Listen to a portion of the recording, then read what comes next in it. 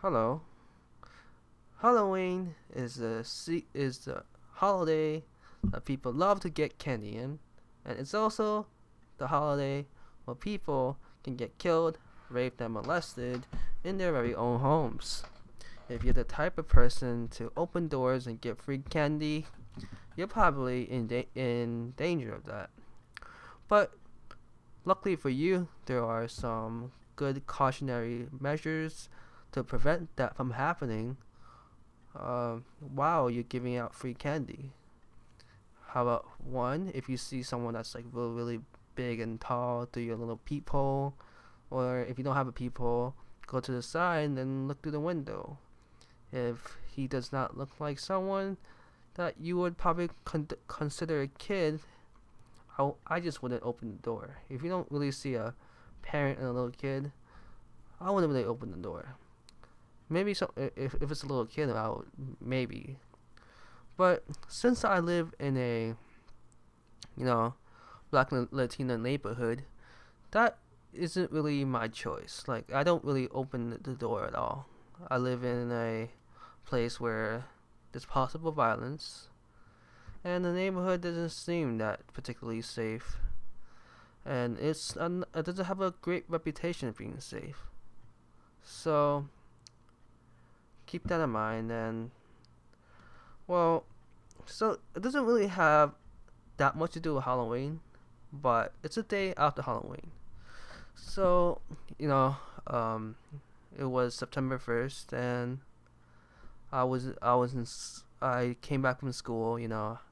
Had my trigonometry class, and that was my last class of the day. And I was on the school bus. I remember going to the library a lot, just to go on the computer and play some little flash games or something, or use Facebook, all that jizz and that. Now what I did do was I tried different ways I could improve my knowledge or of a specific topic while I was there. And something that really interested me was was the fact that there are different types of people out there, sociopaths, psychopaths, and all these type of people, you know, that are super social, friendly, normal people, and they can turn into a vicious sociopath killer. You know, anybody could be one. That that's what I read about, like different serial killers like Ted Bundy, for example, and all these different type of people. And I was intrigued. I was like, "Whoa, dude, this is a whole new perspective on what life could really be like." Now that day had that in mind. I know I did some like it's not really something that's like what I want to do in life, but that specific area got me real interested. So I went home. I had a really crappy desktop. It was okay at the time, I guess, and I went home.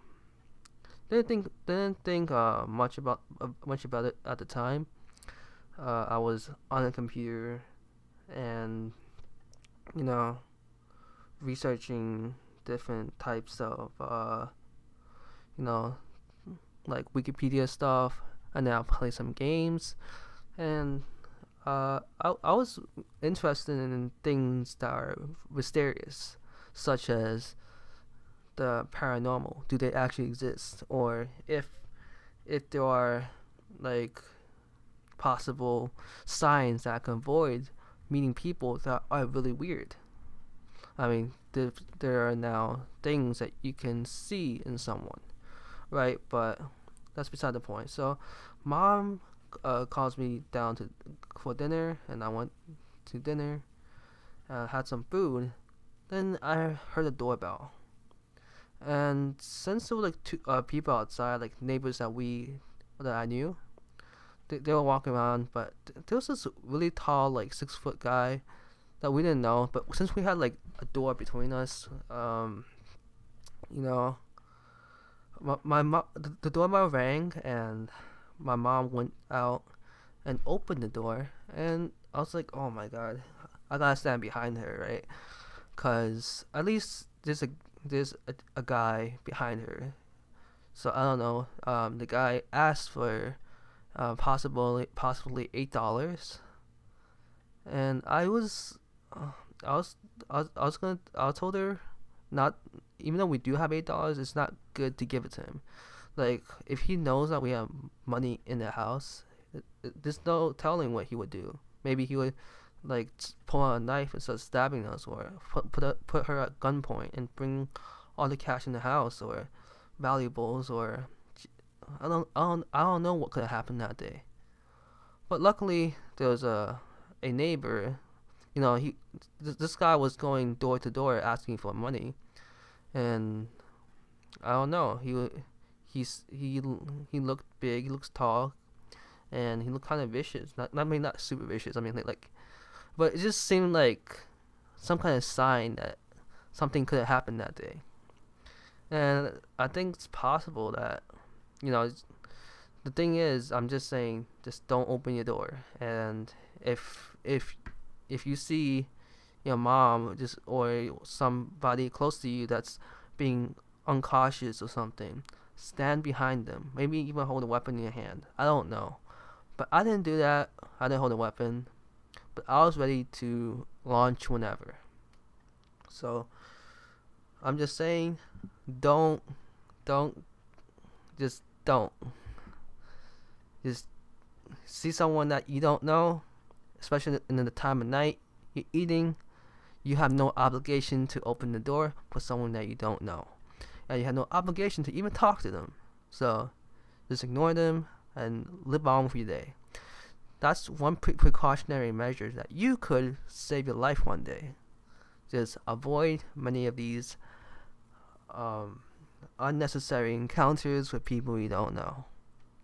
And this is my first or second story on the channel. So I hope I improve in my storytelling, and yeah, hope you guys enjoy it. Subscribe, give me some feedback. I really want to improve my ability to say things, to speak about things, to say things. I'm stuttering a lot, so I don't know. Is it speech impediment? I don't think so. I think I have not a big accent. My voice sucks. Unfortunately, I can't really fix it, but I'm trying as hard as I can. It's weird.